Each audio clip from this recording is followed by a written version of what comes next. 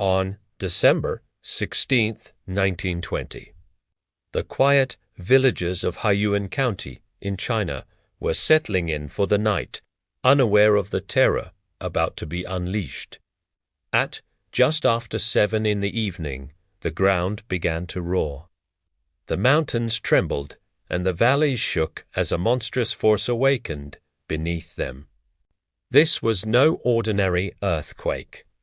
It was a catastrophic event, a magnitude 12 on the Mercalli intensity scale, the highest level possible. The earth literally tore itself apart. Entire villages were swallowed whole as mudhouses collapsed into dust, burying everything and everyone inside. The destruction stretched for miles, flattening towns and scarring the landscape permanently.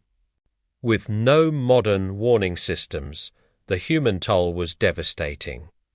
Over 258,000 lives were lost, making it one of the deadliest earthquakes in recorded history. Yet, even in the face of such unimaginable loss, stories of courage and resilience emerged.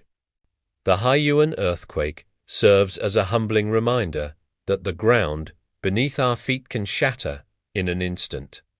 Thank you for watching and subscribe to my channel.